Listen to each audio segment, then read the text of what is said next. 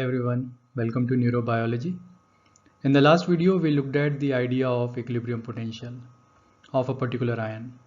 We saw that this is the value of membrane potential at which the electrical gradient and the chemical gradient balance out, and therefore there is no net flow of that particular ion. Earlier in this series of videos, we have also been developing an electrical representation of a neuronal membrane. So we have represented ion channels as resistors or conductors, and we have represented the insulated membrane as a capacitor. And now we will try to add the concept of equilibrium potential into this equivalent representation. Before I show, you may want to think about what that representation might be for equilibrium potential. And we will also try to think about how to take into account the different ions. Do different ions have different equilibrium potentials? And if so, then how do we take those into consideration when thinking about the final behavior of the membrane. Let's take another look at the electrical representation of an ion channel. So say this is a potassium channel embedded in the membrane, and here we are looking at one single molecule of potassium channel, one protein molecule. So this is the inner side, this is the outer side, and this is the protein molecule through which potassium ions can pass. Now this ion channel can be represented as a resistor and can be quantified in terms of its resistance Rk or its conductance gamma k, and gamma k is of course 1 over Rk. So either conductance or resistance can define this channel. And of course we know that potassium ions are more abundant inside compared to the outside. But for simplicity, let's first consider the case where the two concentrations are equal. So there is no concentration gradient. And in that case, an equilibrium between electrical and concentration gradient will be reached if the electrical gradient is also zero, which means that the equilibrium potential for potassium in this case should be zero. We can also get the same thing from using the Nernst equation, in which if we plug in the inside concentration and outside concentration to be equal, then the ratio is 1 and log of that is 0. So Ek comes out to be 0 in that case, which means that potassium ions would try to keep the membrane potential or the membrane voltage at 0. And if the membrane potential or voltage is actually at 0, then there will be no current through this channel. So no ions will be flowing through this ion channel. So if V is 0, then the current I will also be 0 through this channel. Now if you change V, so let's say we increase the value of V, then we are changing the electrical gradient while the concentration gradient still remains 0. So there is a disbalance, and when that happens, the ions will move in a way so that the two can again come in equilibrium. And the direction of the movement of potassium ions will be such that the voltage can get closer to Ek, which is 0 in this case. So potassium ions will actually move out, so that if the membrane was positively charged inside, and positive ions move out so that it can again become neutral. So current I going from inside to outside will be positive. And if V is negative, then the current will also be negative. And if V is large, then the current will be large. And if V is small, then the current will be small. So the amount of current or the magnitude of current is directly proportional to the voltage that is generated inside the neuron. And the exact value of current is basically V over R, or we can write V times gamma k, which is the same thing. 1 over R is the conductance. So current is simply gamma k times V, which basically corresponds to a line like this, and gamma k corresponds to the slope of this IV curve, as it is called. So if you have a larger value of V, you will have a larger I, which is equal to gamma k times the value of V. Now let's consider what happens when concentration gradient is present. So the concentration inside is higher than the concentration outside for potassium ions. And in this case, we know that the equilibrium potential for potassium is negative. So the potassium ions will try to maintain a value of around minus 75 millivolts inside the neurons. So Ek is not equal to 0 when there is a concentration gradient. And in this case, the current through the ion channel will be 0, not when the voltage is 0 inside the neuron, but when the voltage is equal to Ek. So when the membrane potential is same as the equilibrium potential, then there is no current through the potassium channels. But if the voltage is different from Ek, then there will be a current through the potassium channels, and that current will be in a direction so that the voltage can come back towards Ek. We can now redraw the IV curve and see what it would look like. So earlier the IV curve was a line passing through the origin whose slope was the gamma k, where gamma k was the conductance of the channel. Now in the presence of concentration gradient, when V is 0, the current will not be 0 in that case, because the equilibrium potential is minus 75.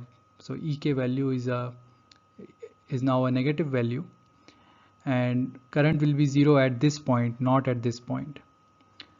So this is where current is 0, and now if we change the voltage from Ek, so if the voltage is higher than Ek, then there will be positive current will be flowing out through the membrane, and if voltage is more negative than Ek, then there will be negative current. So the line should look something like this.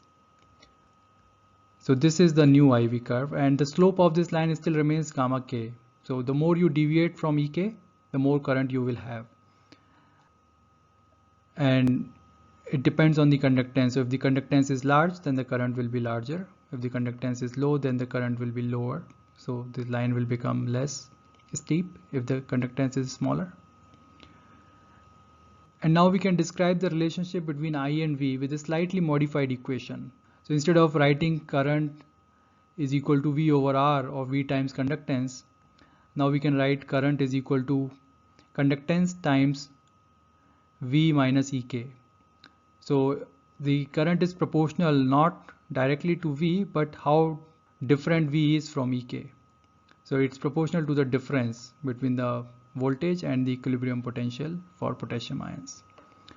So this is the current through a single ion channel, which is equal to the conductance of that ion channel, gamma k, times the difference in the membrane potential and the equilibrium potential for that ion.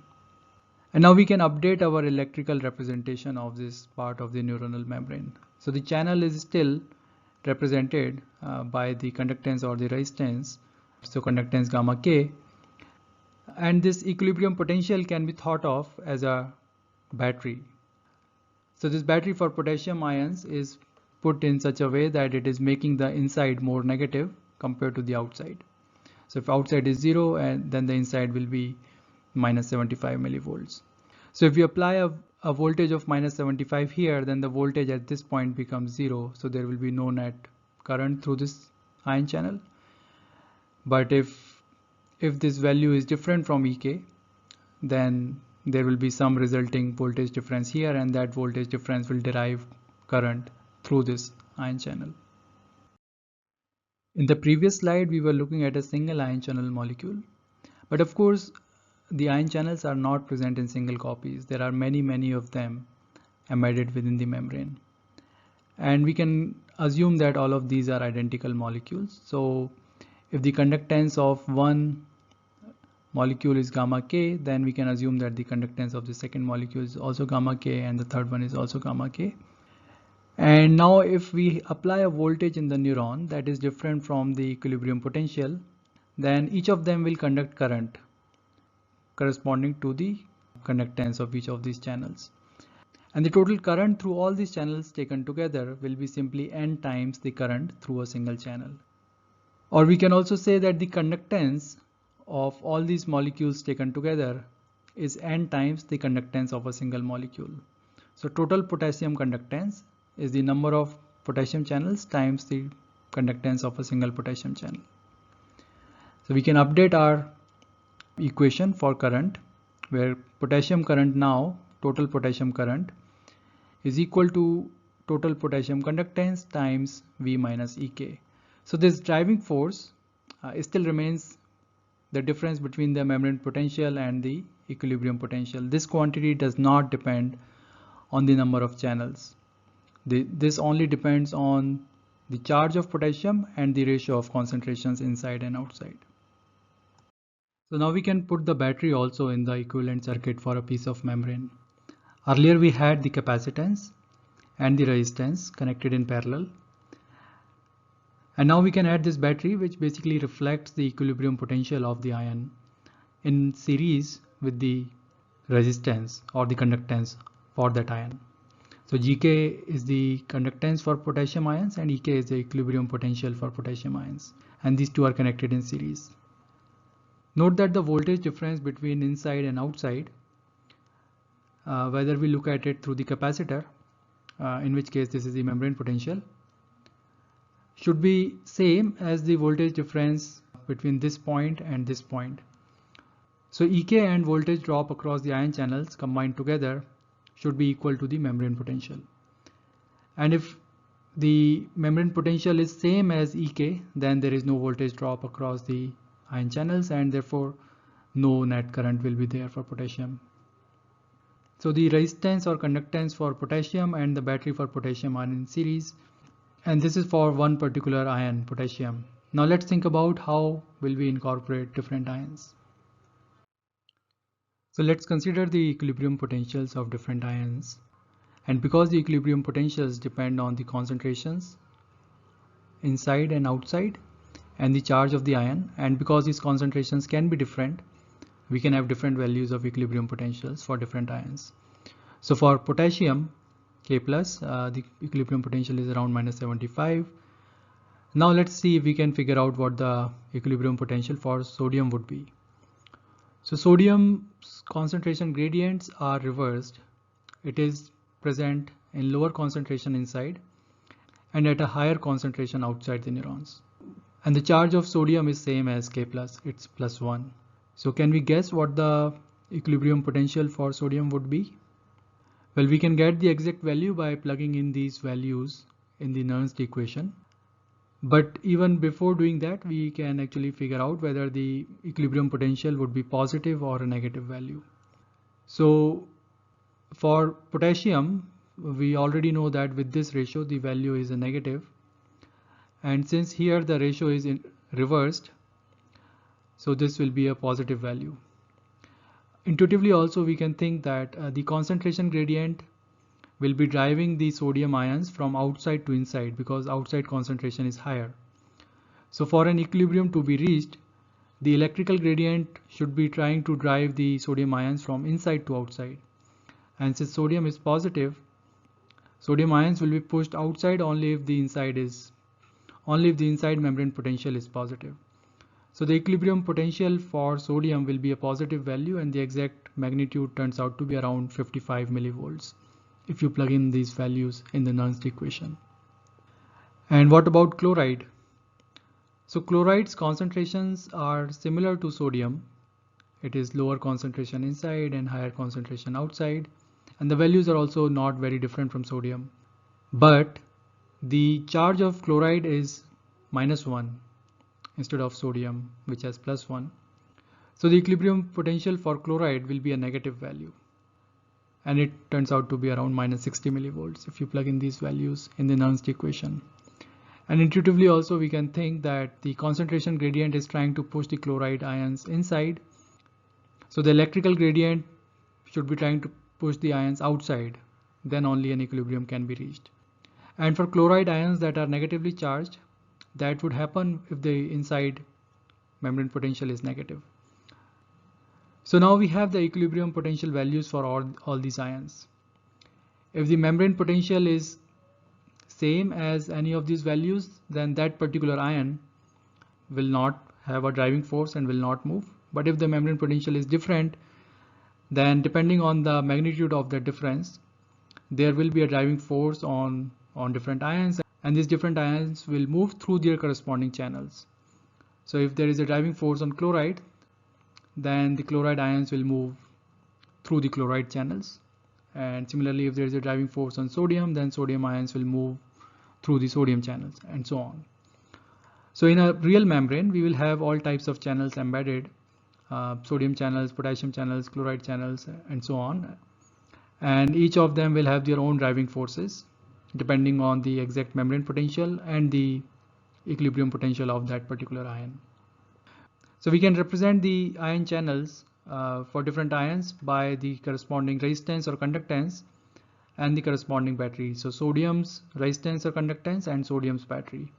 Potassium's conductance or resistance and potassium's battery. Chloride's conductance or resistance and chloride's battery. and these are all in parallel.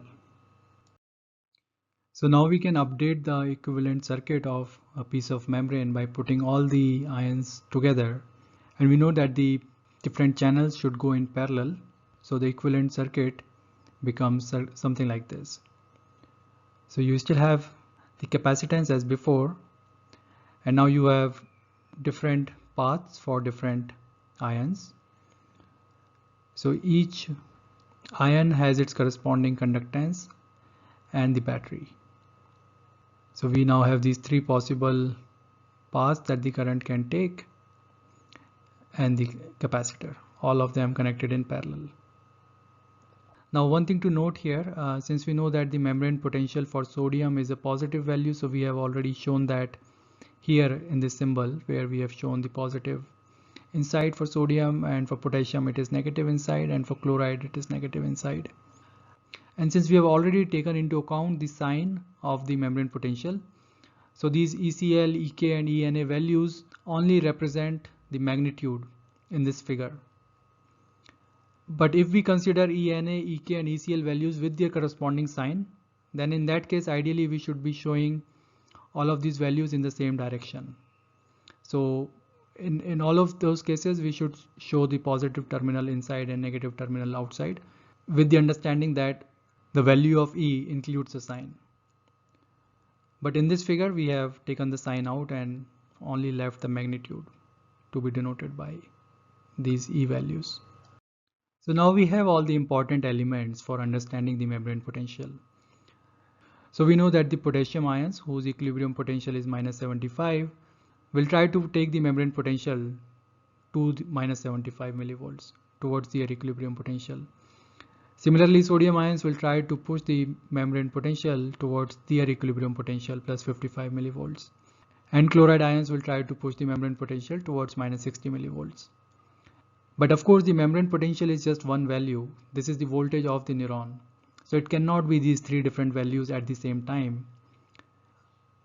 Even though we have these three different factors that are trying to achieve different values, but the membrane potential will achieve probably something in between. And exactly what that value will be, that is what we will try to understand in the next video.